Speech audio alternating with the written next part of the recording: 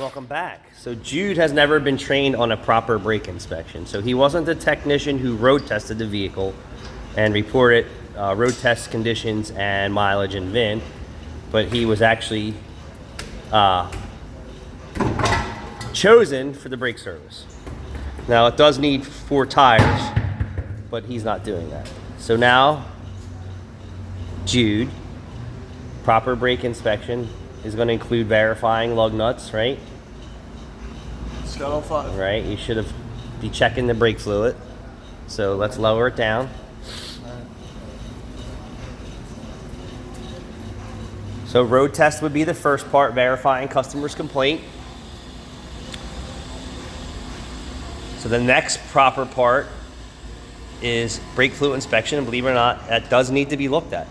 Do you know if it's the contaminated braking system? Do you know if the system's low? Is it over full? Things to know.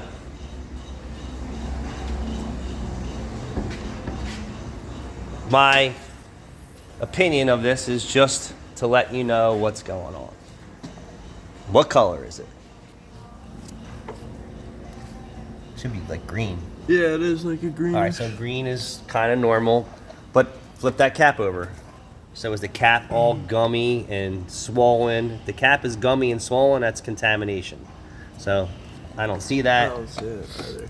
So that's good. So you technically should be leaving that cap off while you're doing a brake service.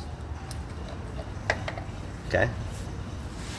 Because if you don't open the bleeders, or you can't open the bleeders, that pressure in there could blow seals in the ABS unit, in the master cylinder, combi valves, so on and so forth. So back up. So next you should be doing a restriction test or a drag test. And what that means is once the car is up in the air and you're moving on to lug nuts, you should spin the wheel by hand.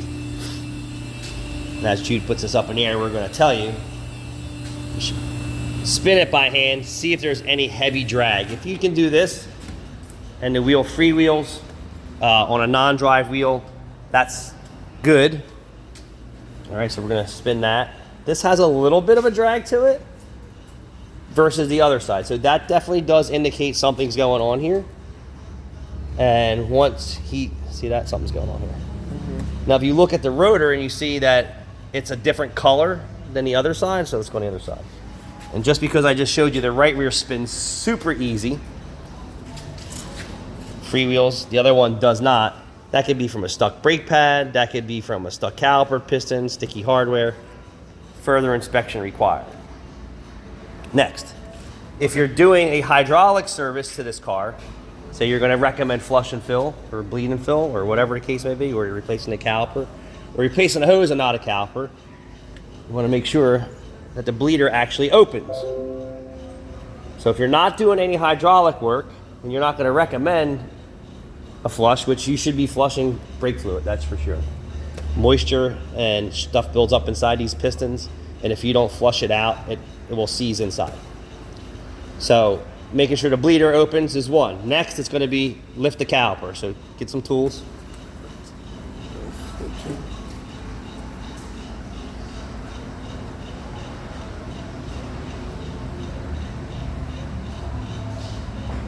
And a real brake inspection takes some time. A real brake inspection, actually a brake diagnostic I'm going to call it, because you need to take the car apart to really see what's wrong with it. A free brake check at Meineke is a road test. And I'm not going to bring someone's car in and start taking it all apart and paying these guys $20 and $30 an hour for free. We're just not doing it. Those days are gone. Not to mention a road test tells you everything you need to know. Sometimes an experienced mechanic can tell them a whole lot of things about a road test, about people's cars that they may or may not be aware of. He drives this very safely. Uh huh. There's not much. And for other reasons, you should have safety glasses on and a bump cap. I gotcha. So now that he has the caliper off, right? Oh, hold on. Since you have the caliper off, turn it over. Turn it over. Which way? It's the back. Like this. So now you want to inspect your piston, right? You want to check your boots, and then you just want to give it a little squeeze and make sure no fluid comes out of it. Then you should actually check it and see if it goes back, which you're gonna do. Now. Come on, yep. We're taking people through a proper brake inspection. And then we're not gonna get into this with dial indicators and micrometers and all that stuff. I mean, that's a whole nother level of variations in thickness, parallelism, run out. That's a whole nother issue or training session. So now he's just gonna simple press with the master cylinder cap off, relieving any positive pressure in the system. This goes back. So now you know that I got one wheel apart. You can safely say the caliper's okay for now. You wanna hang it securely, make sure that it's not breaking any sensors.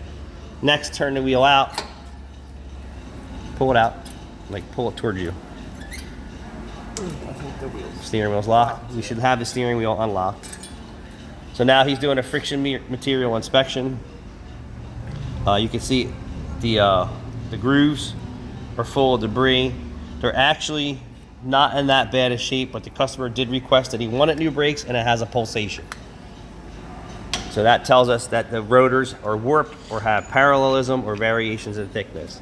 Next, Jude's inspecting the sliders and he's saying, okay, they're good, they're not seized. So then you have to do this to all four wheels. So when people say they want a brake inspection, a real brake inspection is quite in depth. Yeah. I mean, this would how long's the video so far? We're 7 minutes and we're pros. Yeah, 7 minutes into one wheel. It's gonna take me what? Say you're doing. Well, you opened the hood and you did it, so 5 minutes, but professional environment. Again, but say shit's seized and rusted. Correct. You're More looking time. at, say 40 minutes for just a brake inspection. Minimum. Exactly. Now, when I started in this business, drum brakes was still a very popular option on people's cars, and they were a nightmare to get off. Seized adjusters, the shoes and the hardware, and the shoes would have a lip over the drum, so it would lock it in like a C, and you can't just slide it off. You have to hope the adjuster worked. If the adjuster didn't work, then you're cutting everything off and prying it off and trying to break shit.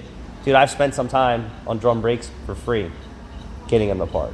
I've actually ripped people's back brakes off with their permission and then warned them that you're gonna need an overhaul, and then once we got everything apart and confirmed that they didn't want to have it fixed, I'd have to throw the car back together and have them tow it out of here.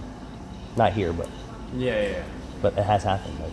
Like I can't get your wheels apart, your brakes are grinding. Like this is what it could potentially cost. I don't really know until we get in there. And then get them an $800 estimate for just back brakes or $1,000. They're like, I can't afford that. Slide everything back together and fucking kick the car right out the door. I mean, there's nothing I can do. You need a street mechanic then. So that was one wheel brake inspection. Then he's gonna have to do this for all four wheels. And then if you're measuring for variations in thickness, you're gonna take a micrometer and you're gonna measure 1, 2, 3, see if there's any distance there. Parallelism, and then rotor run out, which you have to hook up another dial indicator to this and take some other measurements to really complete the brake inspection. Well, he's getting new rotors regardless. He should be getting new rotors with rotor matching on the car machining. So if you have a pulsation, we don't know this guy. We don't know the history of this guy. So has he always had a pulsation? We don't know. Did the pulsation happen from him over torquing his wheels or someone else? We don't know. So all we can do is say, start from scratch, put new rotors on it, use a torque stick, do the job right. If he winds up back with a pulsation, it's either we have to deem it as a driver problem, product problem, or does he have run out in the hub, which you could take this all apart and actually measure the hub run out if the wheel bearing's actually good. We're not going to get that far into it. But you got to do that to four wheels now. But what you're going to find out in the back is why one wheel, freewheel is super easy. Or I don't think that's a mechanical failure there. But on the other side, I think you have a stuck brake pad, you might have a stuck hardware, you might have a bad caliper. That's most common. But we need to get into it and see. And that's where this is really a brake diagnostic. This isn't a brake check. Yeah. A brake check is just like you're driving down the road. Brake check.